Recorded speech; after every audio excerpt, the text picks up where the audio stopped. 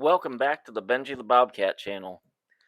Today's video is going to be another 9-ball commentary on runs, good shots, and some mistakes.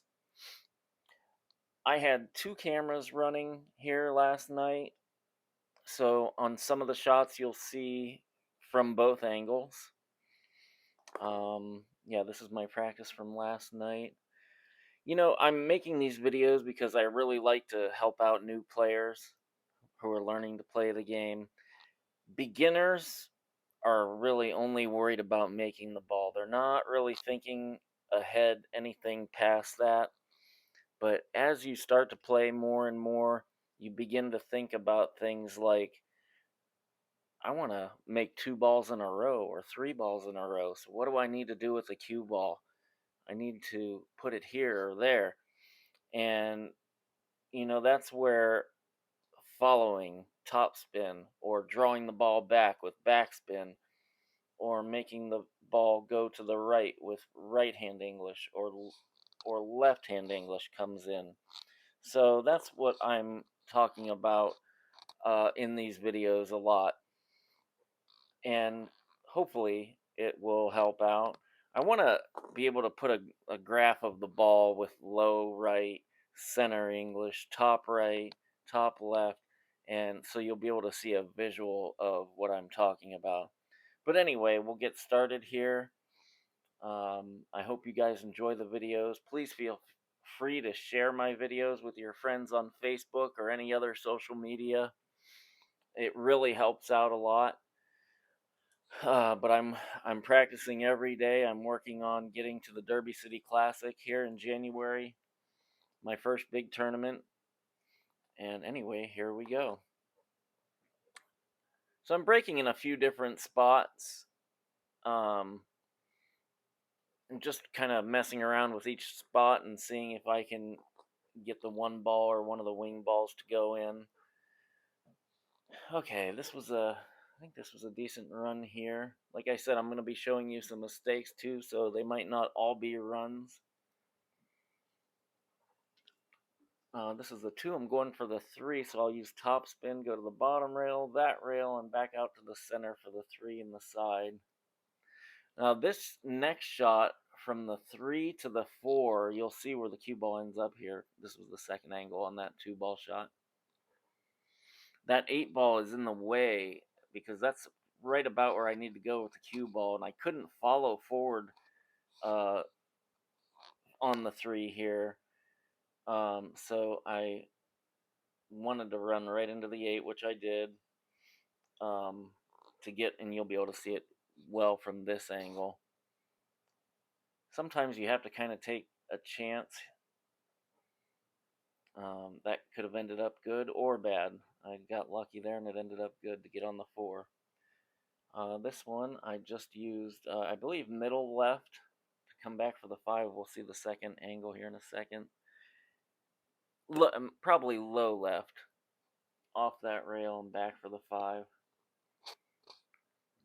The 6 here, I'm going to use top spin, top left, and go to that rail and come back for the 6.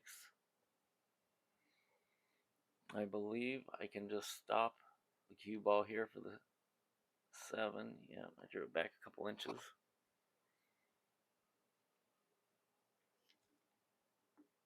Same thing for the 8, basically stopped it right there.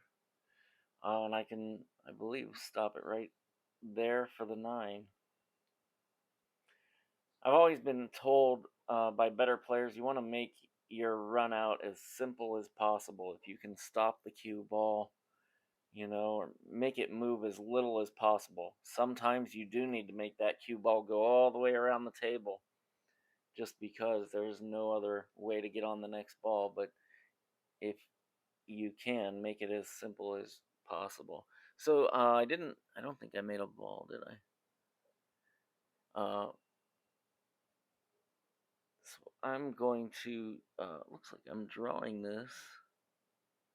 Oh, drawing that out to the rail for the 2 in the side. Yeah, because the top left pocket is blocked. Here's the other angle for that shot. I used low left, as you can see there. With the second angle, you can at least on one of the angles, see the English I'm using. So now for the 3 ball, I was at too great of an angle, so I have to come up to this top rail with low right, and then the right rail, and then out.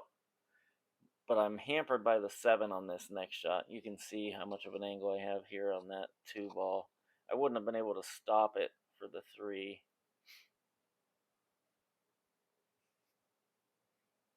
And I get right in front of the 7. This one, I'll just draw it back a little bit. You see I'm bridging over the 7 ball. You always want to have a very sturdy bridge hand. 4 ball, I wanted to just stun this down the table. Here's a mistake. I wanted to stun it down the table with a little bit of low for the 5 in that left pocket by the 9 ball, but it kind of got away from me a little bit. So here I'm using, looks like I'm using low left. Yeah, I was, to go around 3 rails. Hopefully show the other angle here. Yeah, I do. Okay, low left, come around 3 rails to get on the 6, and that was a good shot.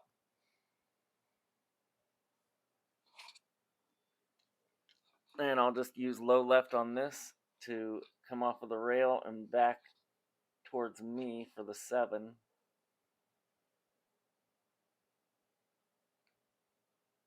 And I brought that cue ball closer to the rail so I could just follow the 7, follow the cue ball up the table for the 8. And here I almost followed it too far, but I still have an angle. I'll just use top spin, top left, go 2 rails, and I banged that ball. I hit it way too hard. There's another mistake. Simple shot, and I really screwed it up. I tried to cut that, and I just totally whipped. Here's just a good shot. These 2 balls at the bottom of the table were not makeable, so I had to break them up, and this was the first shot of the game. And I knew that 2 ball was right at the side pocket where I could make it, so I figured I'll use this shot to break those 2 balls up with top left, go off of the side rail, the bottom rail, and just that little touch there was enough to break them up so I could make both balls. Alright, next game.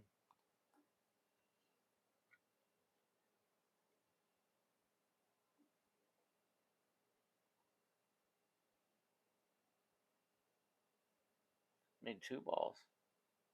And a shot on the 1.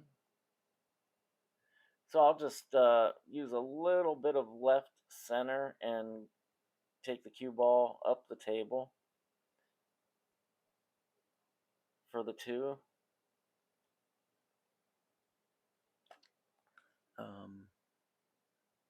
Where is the 3? I can't see. The picture that I'm looking at is really small. Oh, that's the 4 ball next. Okay, I made the 3 on the break.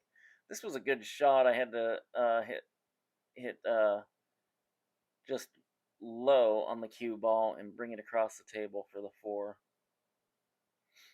Now this next shot, I can just follow it. I believe I followed it a little too far. I got pretty straight on this, so I'm going to use a lot of top right English. Come off of that rail on the right and off of the left rail for the 6 in this corner. I'll use right hand English, I believe, on this to come out towards where I am. I want the cue ball to travel towards me for the 8 in the side. Hit it a little bit too hard. Now I'm going to have to go, well, here's another angle of it. You can see that right hand English, it'll make the cue ball travel towards me. If it would have stopped right there, it would have been great, but it just traveled a little far. Now I'm going to have to go down to the bottom of the table. I use low right. I go to the bottom rail and the rail that I'm on for the 9. There's 1 rail and then the 2nd rail. Could have hit it a little harder, but If you're comfortable with a longer shot, it doesn't really matter.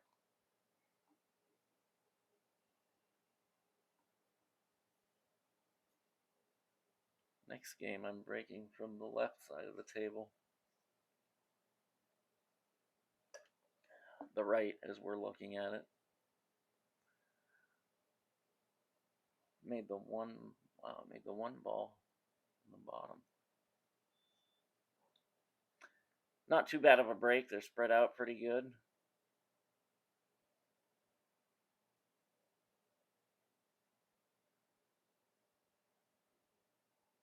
I usually cut out all of this where I'm walking around the table and looking. I just, I guess, forgot about that. So I can use a little bit of top left and make the cue ball follow into that rail and off for the 3 in the side like that. And I hit that too hard. So it was a little tricky. I didn't know if I wanted to hit low on the cue ball and bring it on the right side of the 5 and 9, or follow it up and go in between the 5, 9, and the 4. And I chose to do that one. I actually hit the 5, 9, and it knocked me almost out of position on the 4, but I got lucky. So kind of a mistake there. This one I will use low left, so I can kill the cue ball like that. If I would have hit that center, that cue ball would have traveled all the way down the table. But hitting it low left killed the cue ball. And I'll talk about killing the cue ball in another video. I believe I can use left English, take it off of the rail and back down for the 6.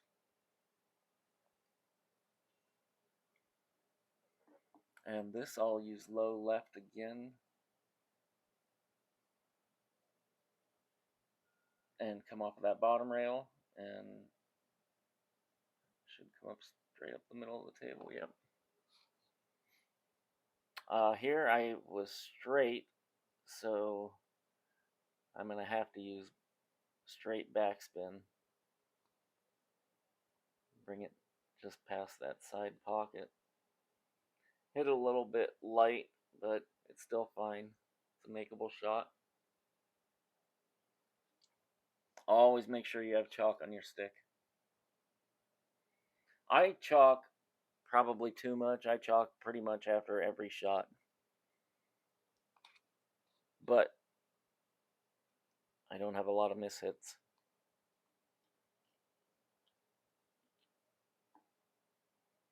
I moved the cue ball over just a little bit to the left on that break. Made the 5 in this bottom left corner. Not too bad of a break. I'll just hit this with low right, take it off that left rail, and leave myself a little bit of an angle on that 2. And I'm going to have to draw this up to the table for the 3. And I need to come almost all the way up to the rail to make sure that that 9's not in the way. And I know I have the other angle of this shot here. I had to make sure I avoided that 6 ball, which I did. Here's the other angle. Just low left.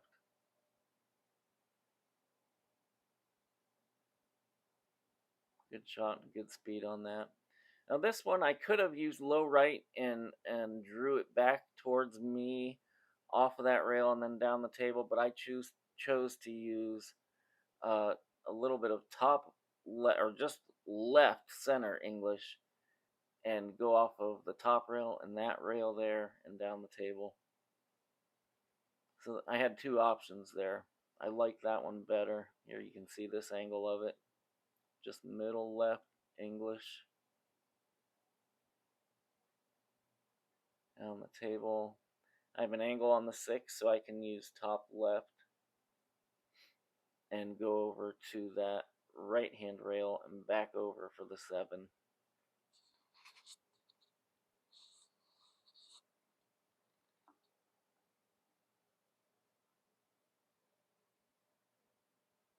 Like that.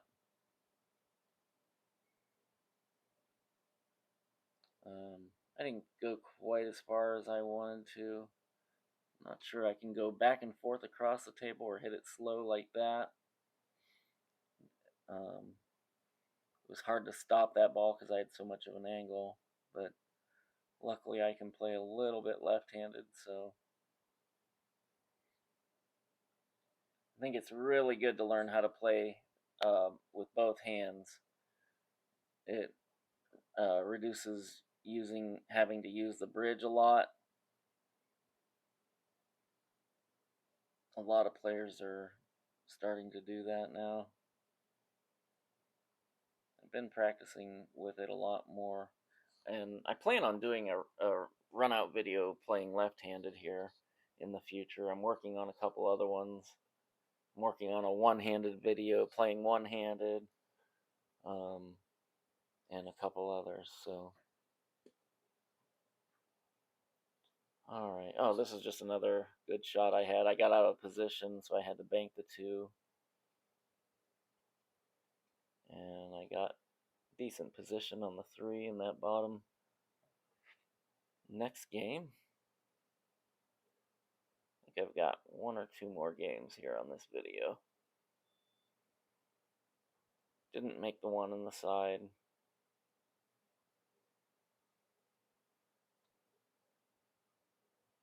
They broke up pretty decent. The 5 was a little bit of an issue because I'm not I'm going for the run out, so I'm not gonna take the 9 ball on a combination if I can avoid it. This one I'll just take it off of that left rail, hitting it low, probably a little low right. Stop it right there for the 2 so I can just follow it a little bit. I want to still have an angle though on the 3. I'm just checking to see how far I needed to follow it there.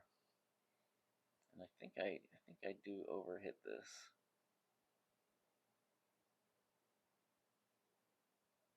Yeah, I overhit that. I only wanted to follow it up maybe 4, 5, 6 inches at the most. So I will actually just, you see where I'm marking where I want to have the cue ball go. I'll just basically stun this over. I do have a little bit of an angle on the 3, so I'll stun it over there for the 4. Like that. I hit that exactly how I wanted to. Since I'm not taking the 9 ball on the next shot, I'm going to use top right. And I put a little bit too much top right on it, and you'll see because the cue ball goes across the table and runs into the 5. I just wanted it basically, I didn't want it to hit the 5 ball, but I still got position on the 5. You'll be able to see it better here. Just put too much right. That made the cue ball come down and hit the 5. But I lucked out and I did get a shot on the 5 still. I believe I can just use top spin and hit that top rail and come straight back down for the 6. Yeah, I put a little top left on it for the 6 on the side. I overhit it a little bit. Now I'm going to have to go up to that top rail with low left and back down for the 7. Overhit it by about 6, 8 inches. But I made a decent shot here. You see that that left-hand English brought the cue ball back towards this left corner pocket. This one I'll just use top right English, and the cue ball will travel kind of back towards me up the table. And that is the end of the video, guys. I hope you enjoyed it. Please feel free to share my videos with your friends. Have a great day. I'll see you in the next one.